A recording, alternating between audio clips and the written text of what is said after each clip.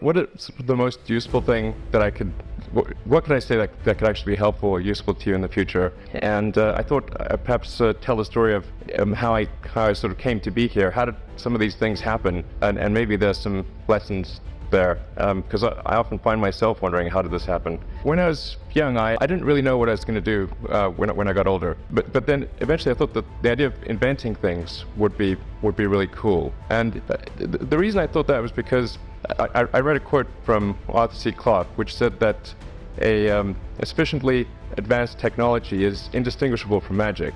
And that's really true. If you go back, say, 300 years, the things that we take for granted today would be, you'd be burned at the stake for. Being able to fly, that's crazy. Being able to see over long distances, being able to communicate, having effectively, with the internet, a group mind of sorts, and having access to all the world's information instantly from almost anywhere on the earth. This is stuff that really would be magic, or would be considered magic in times past. In fact, I think it actually goes beyond that, because there are many things that we take for granted today that weren't even imagined in times past. They weren't even in the realm of magic. So it actually goes beyond that. So I thought, well, if I can do some of those things, basically if I can advance technology, then that's like magic, and that would be really cool. And what's the purpose of things? And I came to the conclusion that if we can advance the knowledge of the world, if we can do things that expand the scope and scale of consciousness, then we're better able to ask the right questions and become more enlightened, and that's really the only way forward.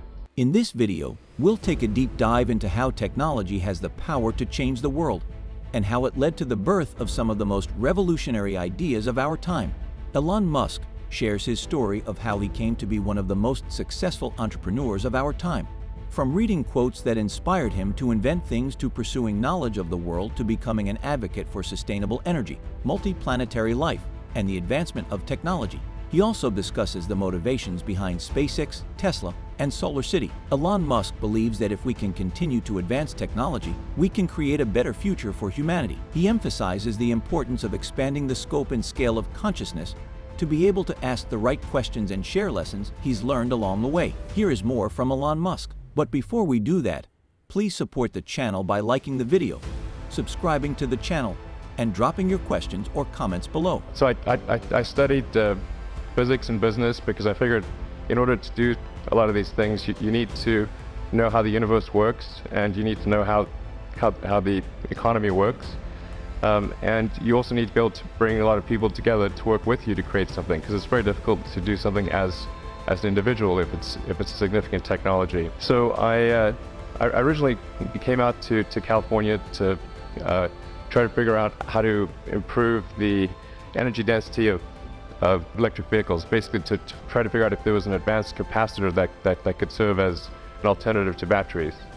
And that was in '95, and that's also when the internet started to happen.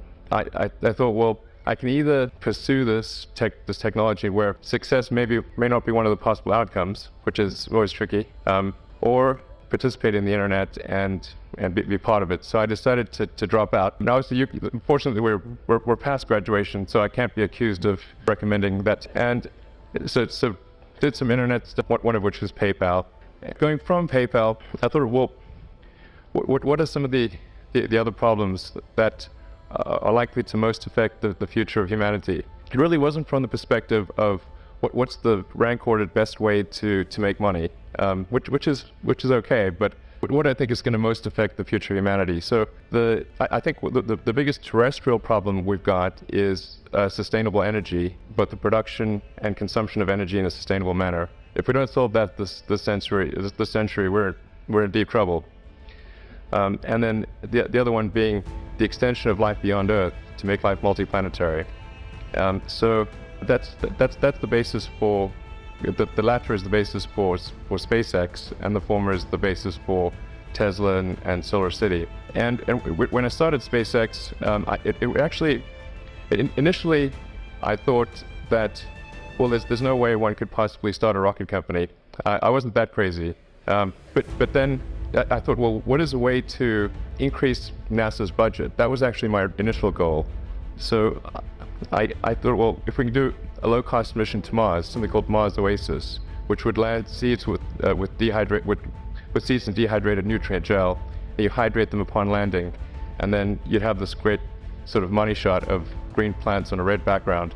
And the public tends to respond to precedents and superlatives, and this would be the first life on Mars, the furthest that life's ever traveled, as far as we know. And I thought, well, that would get people really excited and therefore increase NASA's budget. So obviously the financial outcome from such a mission would probably be zero. So anything better than that was on the upside. So I actually went to Russia 3 times to look at buying a refurbished ICBM, because that was the best deal.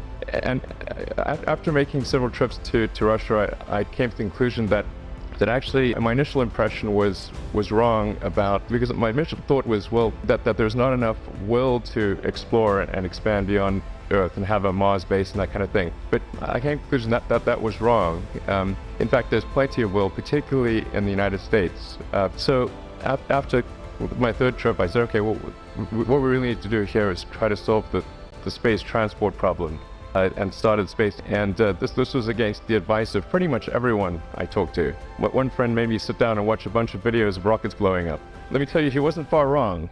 It was tough going there in the beginning, because I'd never built anything physical. I mean, I'd built like little model rockets as a kid and that kind of thing, but I'd never had a company that built anything physical. So I had to kind of figure out how to do all these things and bring together the right team of people. And so we did all that and then failed 3 times. It was tough going.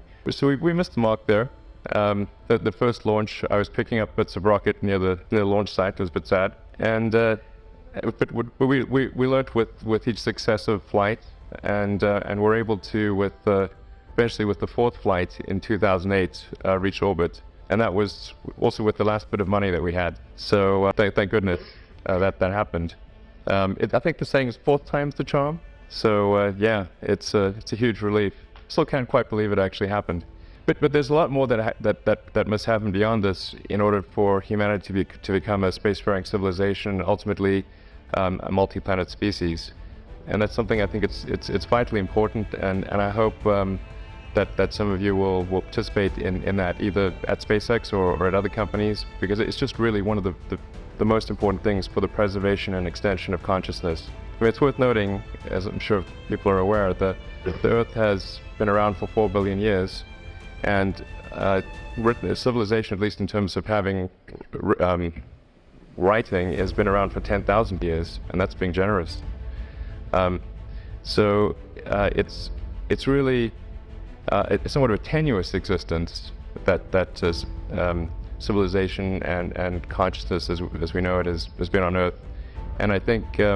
I'm actually fairly optimistic about the future of Earth, so I don't want to sort of people to have the wrong impression that I think we're all about to die.